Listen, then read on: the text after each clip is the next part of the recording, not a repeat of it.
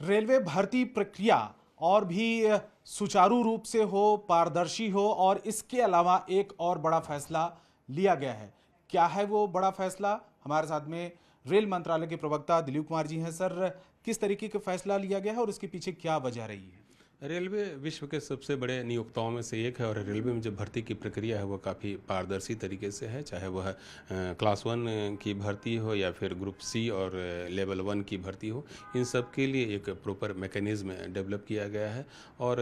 हमारे यहाँ जो नियुक्ति की प्रक्रिया का खास करके ग्रुप सी में है उसके लिए वार्षिक भर्ती कैलेंडर जारी किया गया है और ऐसा पहली बार 2024 में किया गया है, जिसमें यह प्रावधान किया गया है कि नोटिफिकेशन से लेकर के फर्स्ट स्टेज की परीक्षा में औसतन 8 महीने का समय लगे और जितने भी परीक्षार्थी हमारे परीक्षा केंद्र पर परीक्षा देने के लिए आए उनके लिए एक और फैसिलिटी प्रदान करने का फैसला लिया गया है और वह यह है कि परीक्षार्थियों का जो परीक्षा केंद्र होगा वह 250 किलोमीटर के दायरे में आवंटित किया जाएगा। असाधारण परिस्थितियों में यदि ये संभव नहीं हुआ कि 250 किलोमीटर के दायरे में हम दे पाएँ तो फिर 500 किलोमीटर के दायरे में ही उनका परीक्षा केंद्र आवंटित किया जाएगा। इसके अलावा एक और फैसला लिया गया वह है चेहरे के सत्यापन से संबंधित है। फेशियल रिकॉग्निशन सिस्टम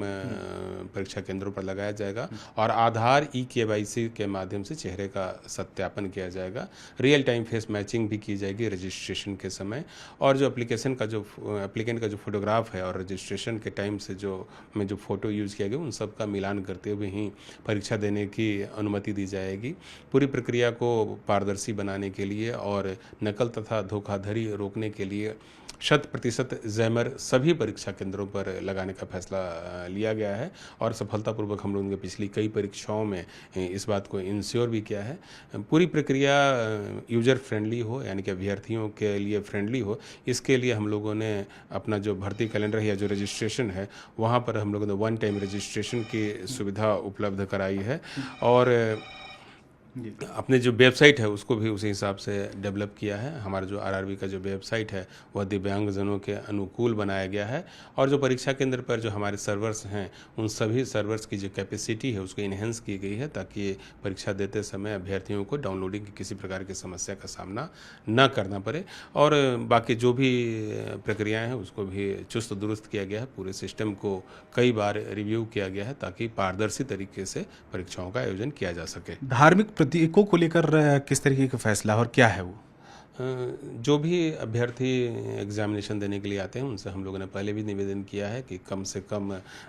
सामान के साथ और जो भी आइडेंटिफाइड आइटम्स हैं उनके साथ ही परीक्षा केंद्र पर आएँ, जैसे कि पेंसिल है, पेन है, स्केल है, बस इसके अलावा पारदर्शी जो वाटर बोतल है, इसके अलावा अन्य चीज़ों को परहेज़ करें।